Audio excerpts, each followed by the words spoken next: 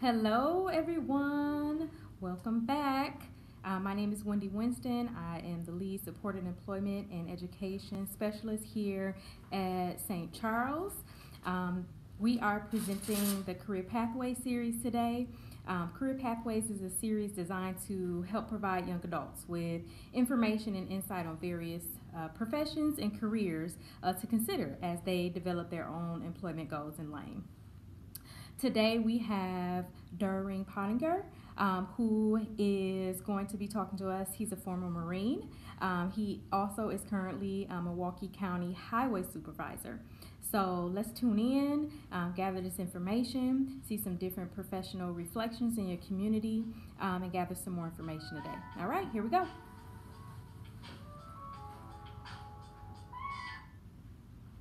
All right, Mr. Derwin, introduce yourself. Tell us about um, the Marines.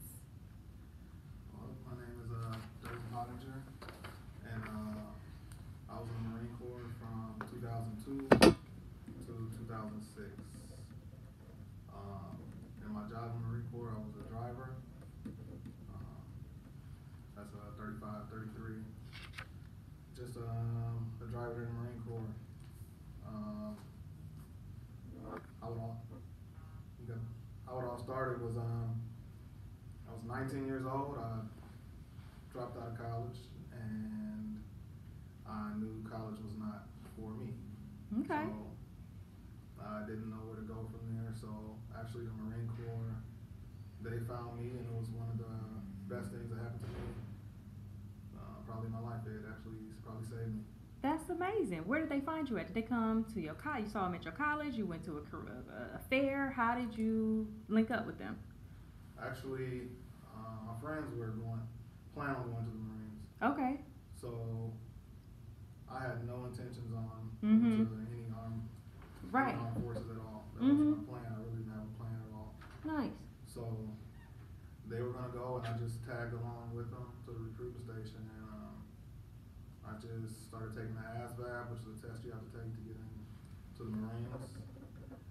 And I took it, I passed it, and I still wasn't interested because that wasn't my plan.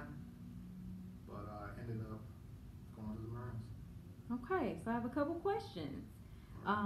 Tell me about the ASVAB test. It sounded like you were not even planning on being there, so there wasn't any preparation for the test on your behalf. Right. So tell me a little bit about that test. Okay.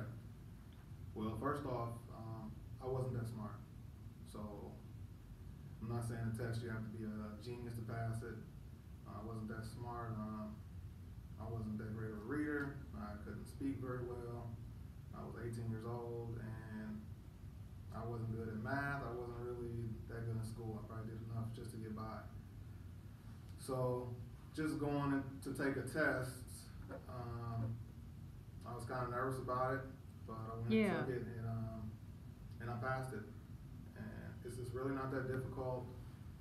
Just pretty much it's more paying attention to the questions, paying attention to the details, just having a little bit of common sense.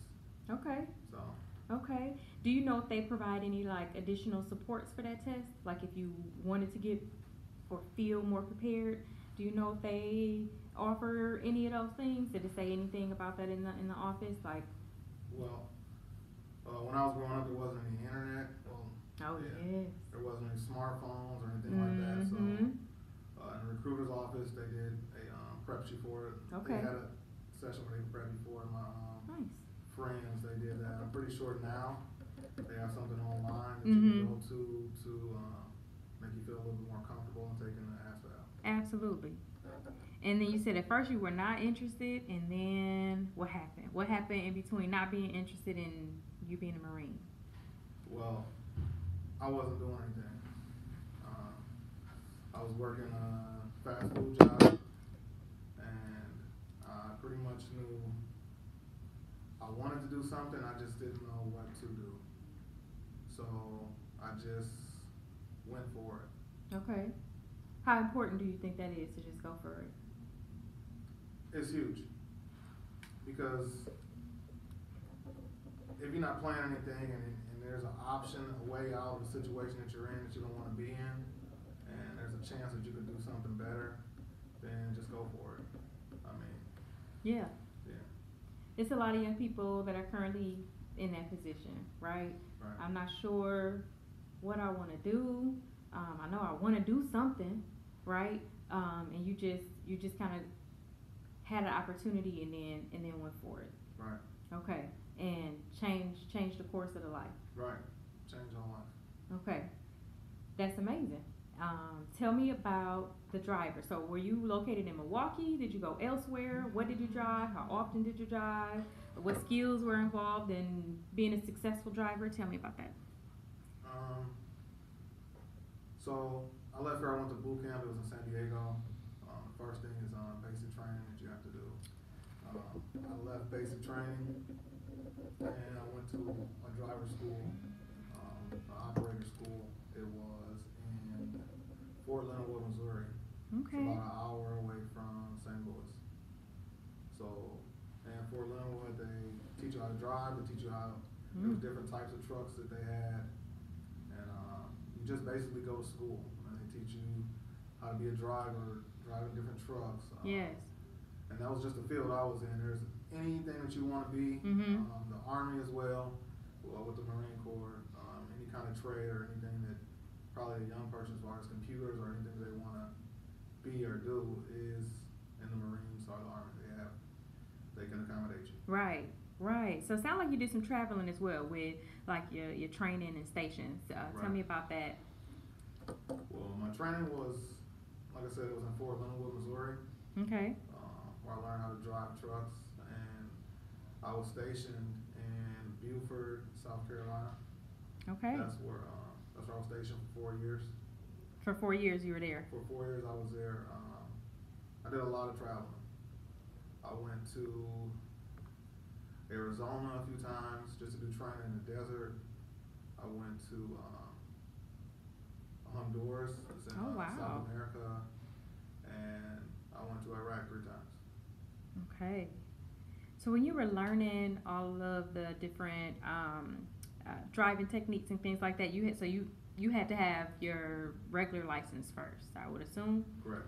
Okay.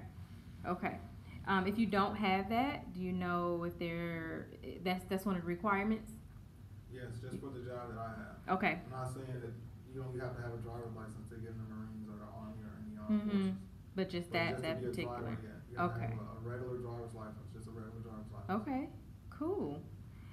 Tell me a little bit about the others that you met while you were there, kind of other things that people did in the Marine that you were close with. What are some other things you were saying, like, hey, if you, whatever you like or whatever you're interested in, you can probably find it, in the Marines or in the Army. Tell me about some of those other things. Okay. I was a driver, so I was in transportation. We worked hand in hand with refuelers. Those guys, they refuel the trucks. Okay. They refuel aircrafts. They drove the fuel trucks. They refuel generators on the base. Nice. And just the same as here, like people who drive oil trucks, they had to get their hazmats and things like that. So they also had to have the same type of license that I had. So also we just on the trucks that we drove, there was a machine operator. We worked with those guys. So driving loaders and skidsters and things like that. We also transported those from one place to another. Yeah. Those guys, so they have machine operators there too. If anybody wanted to get into heavy equipment, they also had that. And everybody checking in. We checked in with admin, the guys who on the computers, they file papers and do things like that. So checking in, those are also Marines too. So they do have computer jobs that you can sit down and type and file papers if that's what someone wanted to do. And I know a lot of people always think about the armed forces going to war and fighting on the front lines and things like that, but a lot of times people, what they don't realize is if you do go to Iraq, you'll be doing what you are trained to do.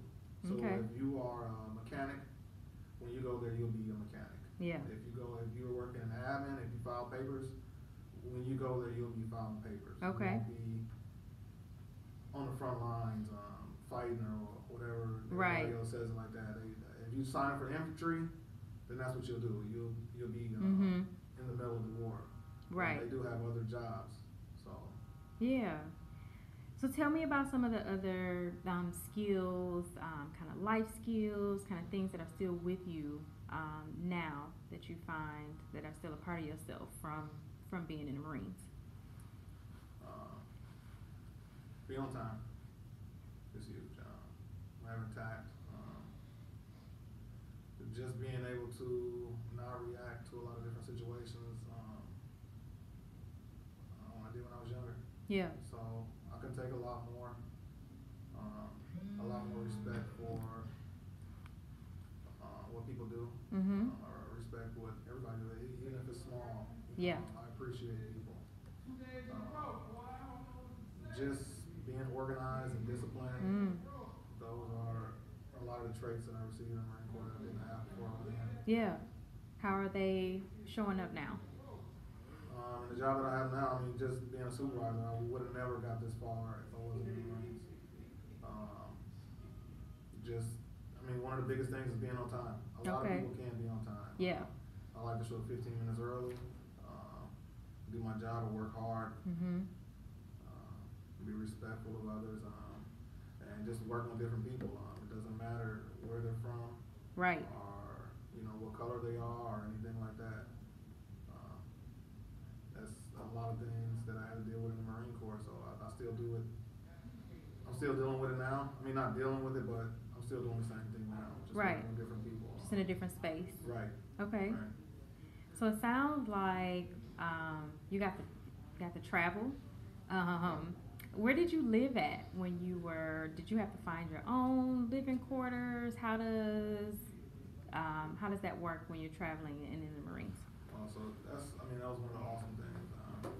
Just being 19 years old when I went in, you don't have to worry about living at all. They provide you with, a dorm room, something like that, so you get your own space wherever you go. So if I'm in my station when I was in Beaufort, South Carolina, when we went to Arizona, I had another room there. You get your own room, on bathroom, on kitchen, on bed, it's like an apartment that you have. And you don't have to pay any rent, you don't have to pay for any We Energies, or you don't have to pay for internet or anything like that. Everything's included where you stay. So it's huge. And your paycheck is your paycheck. You can spend it how you want to spend it. You have a car, your car note. Yeah.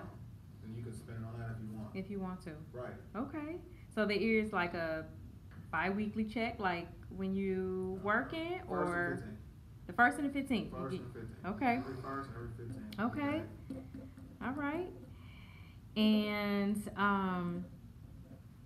tell me a little bit about your work with, you're talking about some of the skills that transferred from the Marines to now the Milwaukee County Highway Supervisor.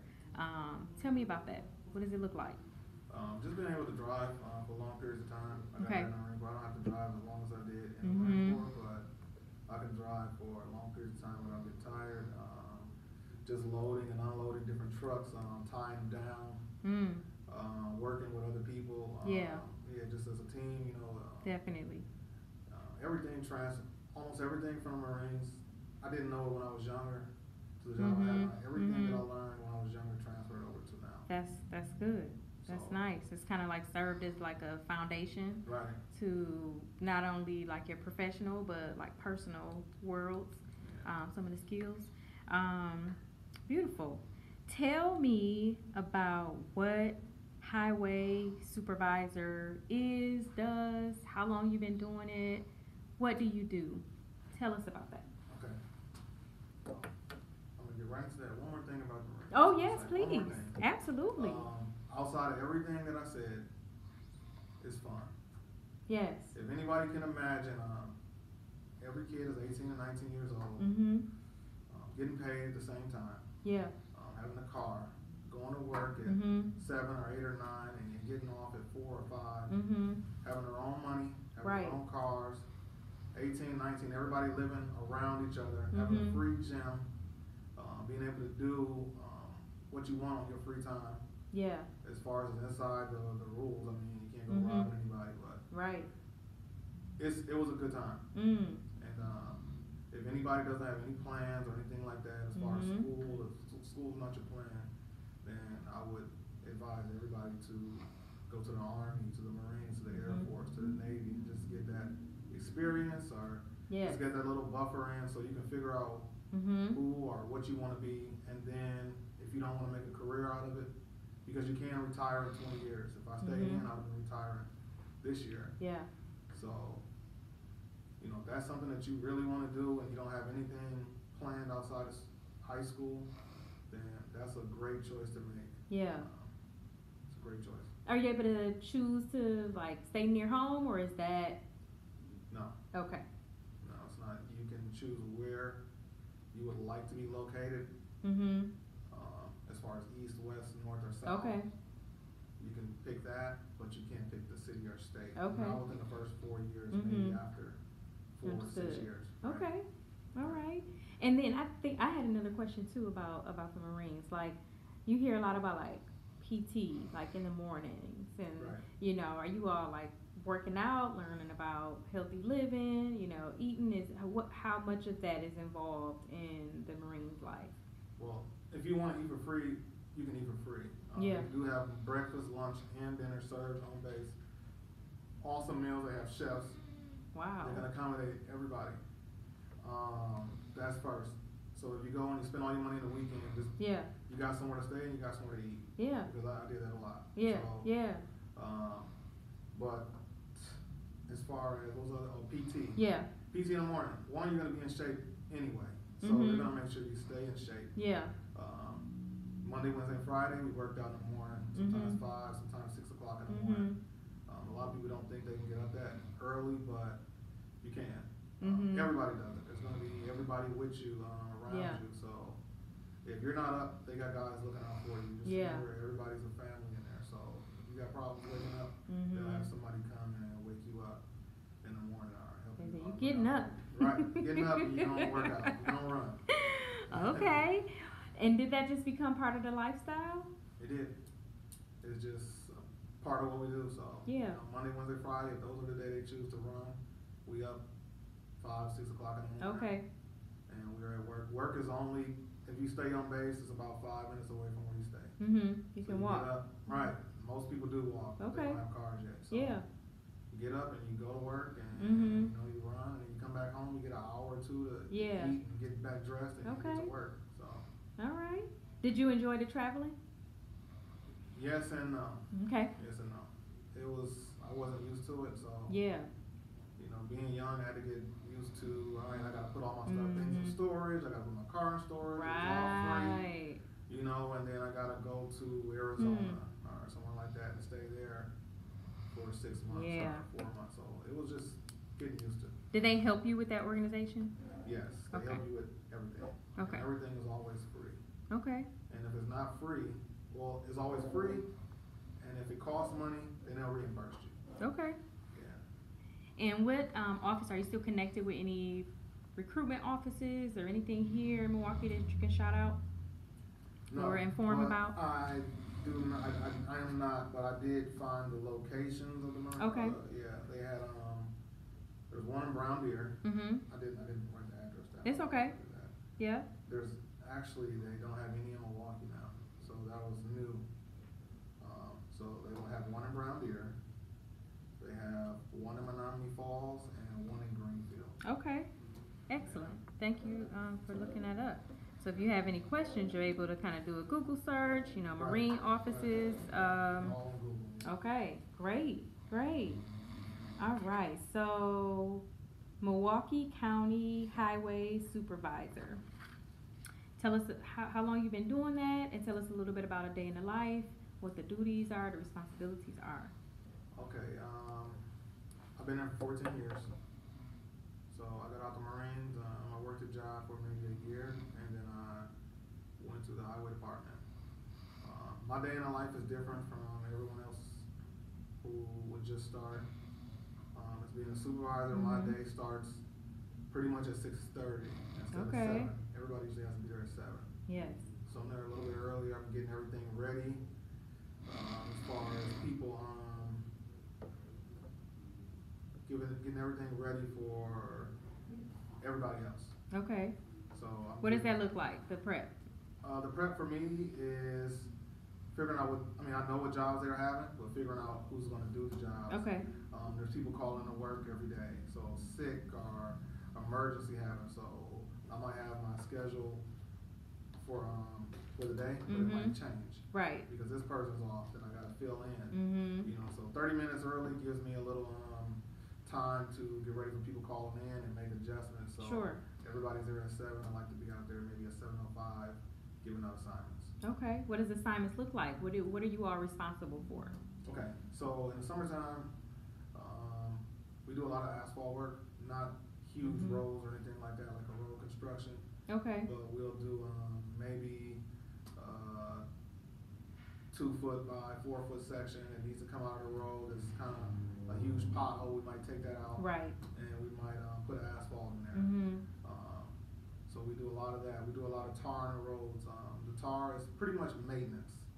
We don't rebuild roads. Okay. We do pretty much maintenance to maintain the roads. Okay. And is it the highway roads or city streets as well? Not the city streets. Okay. But the highway roads and state and county roads. All right. Which are Highway 100, Appleton, state. Those are state roads. Oh, okay. Layton and Greenfield and things like that, but not anywhere in the city. The streets. Got it. Correct. And how do you get those assignments? Where do they come from? Like, do people call it in, like residents, or how does that work with? Okay, they do call it in. Okay. Sometimes they call it in. Somebody has a pothole in front of their house. A lot of people don't know. You can call that in to the Milwaukee County website. So you can call it in or tell them, hey, I got a pothole in front of my house. Pretty much within that week, we'll go fill it. Okay. Other times, the supervisors go and we patrol our roads. There's 2 supervisors on state and county roads. Okay. And there's 2 supervisors on the freeway. So just in the area that I work. So I work on Watertown Plank Road. Oh yeah. So we have from, I want to say 41, 45, a little bit past Good Hope, to the Hale Interchange, to 94 to the Marquette Interchange. Yeah. And we have to, I want to say, to 27th Street, along 894, 43. Yeah. So it's a big area. There's also a South Shop. That's pretty much the airport, and they have the freeway. Okay. More on the east side, 43, 94, and those interchanges down there. We also have a North Shop. Right. It's over on Sherman and Mill Road, and they pretty much have the northern areas. So Silver Spring here, a lot of areas on the north side. So filling the streets, is there like training that goes on how to learn how to do that? Yes. What skill set, would one have? What experience is required if you're interested in exploring this career? So if you're interested in exploring the skill sets that you have to be willing to work. If you want to learn, you can learn. You learn how to use a shovel. If you know how to use a shovel, you can easily get a job. If you know how to use a broom, you can get a job. Okay. But you have to have a Class B CDL. Okay. That's one thing that is required. The Class B. Okay. Class B CDL with air brakes. Okay. And you already had yours from the Marines? Correct. Okay. Correct. Where does others acquire the Class B that work with you? So first you have to have your driver's license. That's the most important thing. And after your driver's license, you can go to the DMV and you can take a test for a permit. Okay. So a CDL permit. Go to the DMV, you can take it and study for that test online. You just look up permit test for CDL. Okay. And you study for that online. They used to have the books there, but they don't have them anymore after COVID. So they don't have the books in the DMV anymore. So with that you can do that anytime you want. Yes. And then you can go and take your road test. We'll get practice, of course, if you want to get practice, but if you know how to drive a truck, you can just go to, I believe it's 2 places for testing. Mr. CDL, that's on 107th Street. Okay. Or you can go to Custom CDL Testing. And then Milwaukee CDL Institute. That's Okay. in Elk Creek. So with those, you can go in with a permit. And there's a lot of other guys that do it private. I don't know everyone who does it. Well, with those, you can go in with a permit and you can take your CDL test and get your Class B. I believe it's about $150 to take a test. Other than that, you can go to a driving school. Oh, okay. And you can end up getting your Class A. So I'm not sure the pricing on the driving school. Mhm. Everyone is different. But the three that I have is the Driving Academy, Professional CDL Training. These are all on the north side of Milwaukee, and Griffin CDL Institute. Okay. And in Brown Deer, they have the Truck Driving Academy, LLC. It's on 82nd and Brown Deer. Nice. So with those, you can go in without a permit or without anything, just your regular driver's license, and you can get a Class B or Class A CDL. Okay. The starting wage at our job is $21. We start off at $21 to $24 an hour starting off, and you don't really need any experience. If you can work hard, or you can show up on time, and Yes. and you're willing to learn, you can do our job. Okay. Are you with partners during the day? Is it like a duo? Will you be driving with someone else? Are you solo? What does that look like throughout the day? What's a day in the life? Walk us through a day in the life. As a Milwaukee County Highway worker, just a day in the life. You come to work, you get your assignments. Pretty much you're going to be working inside a closure. Now, a closure, everybody knows what closures are on the freeway. So you're working inside barrels. Okay. Depends if you're doing asphalt work, you're doing tar work. That's tarring. So you got a crack in the road. Mm-hmm. The reason why we tar is you got a crack in the road. In the wintertime, if water gets in that crack and it freezes, the crack expands and it becomes a pothole. So during the summertime, to prevent that, we like to put tar down on the road and it prevents that pothole. Okay. In the winter, which is hard for everybody in the summer. Mm-hmm. All potholes pop. So we do tarring, we do asphalt. Other things that we do on the freeway and on the roads, we pick up trash. If somebody's tire comes off their car and it's laying on the side of the road, we go and we pick that up. If there's a bumper on the side of the road from an accident, we go and we pick that bumper up. Maintenance on the freeway, the guardrails. If people crash into guardrails, we'll go and we'll repair those guardrails. Yes. To prevent people from going over a hillside or things like Mm-hmm. that. So we also got the barrels. There's a lot of different things on the freeway that people probably really don't notice as far as barrels and guardrails Right. and things like that. A lot of people don't even know what they are, but the highway department, we want to prevent people from getting injured. So those things are on the freeway to prevent injuries. If you can hit a wall, a blunt wall, we'll put things in front of that wall to the car that hit those barrels and it won't kill you, but your car will be wrecked, but it won't kill you. Right. So then we'll go in and we'll replace those barrels. So the next time there's an accident there, people will still hit those barrels instead of hit the GM wall. That's so interesting. I've never thought about why those were there. In the road, you'll see, a little triangle of the barrels in between something or another on the highways. So that's safety precautions, Right. preventative kind of measures. Right. I didn't know that. Right. Okay. In regards to safety, so you all are like, cars are going fast on the freeway. Right. It's a lot happening. What type of safety training, daily reminders, kind of mottos is involved with your daily work? Just going out giving orders, we remind everybody safety first. Yeah. We do have a safety person on the job. Mm-hmm. Sometimes when we do the closures, or if we don't have closures, we'll have arrows directing traffic a certain Okay. way, or we'll put signs up telling people, hey, there's going to be workers ahead working. Yeah. Hey, the road's going to be Seen closed those. ahead. Mm-hmm. And we do, and that's just just to warn people, hey, there's something coming up. Yeah. Hey, there's going to be a lane closure in the left lane. Let's merge to the right lane. So that's you all that put all of those up and out. Right. We put those out when we do the work. Sometimes when the freeways close or there's a major construction project, contractors put those. Okay, those understood. So it's always not us closing the freeway, but I know because I get angry too. So it's not always the highway department. Derwin said it's not them. It's not always us. But we are out there, making people angry. So yeah. So what does safety first sound like, or look like in regards to your work? Like, okay, so we putting these, we replacing the cones and the barrels. Like, what does safety look like? Do you all do a check first?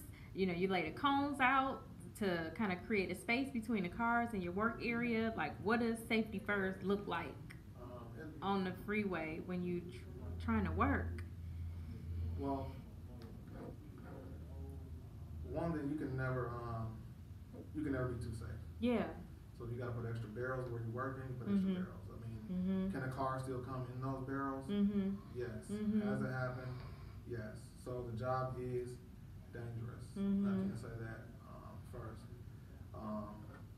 Just do as much warning as we can. Yeah. We got a lot of classes. We got a lot of videos to teach new guys how to set up these closures, because that's one of the most important jobs we have, is setting up the closures where there's guys working inside those closures.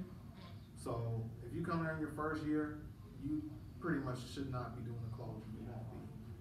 So you might get taught how to put up signs, or you might get taught how to where the arrows are supposed to be, or where they're supposed to go. But you're not going to be in charge of setting up a freeway closure or a closure on the state and county road. It's going to be for guys who've been here maybe 5 years, probably a little bit more. So seniority is it does play a part where we work. Okay. It's a huge factor in keeping people safe. Yeah. Because those guys they got a little bit more training than people who just started. So will you be coupled with like senior workers when you're new? Correct. Always. The first few weeks you'll be with somebody. Okay. And a lot of things. Something different too that I didn't cover. In the wintertime when people do start, we do snow plowing. Okay. So we snow plow the freeway and also those state and county roads. So you will have time to train in a plow truck. With the plow, and we call it the wing. It's actually an extra plow that comes off the side of the truck. So a lot of people have maybe a month just to train in that truck. That's good. Get familiar with the truck. They'll also be riding with somebody for probably 2 to 3 weeks, so that they will know how to, be aware of things going on around you. How to. Some people are kind of nervous about the truck with the wing. They think they're going to sideswipe somebody, and they're not. Yeah. Just getting real comfortable with the truck. So. Okay. That's the main thing that we do with the highway department: is snow removal. So. That's a huge important piece in Milwaukee. Right. Yeah. So I would imagine in the winter things look a little different. Yeah. Tell me about that. Well, in the winter, we do split shifts, so we go first shift and we have a third shift as well. So a lot of times things look different from on first shift to third shift. Okay. So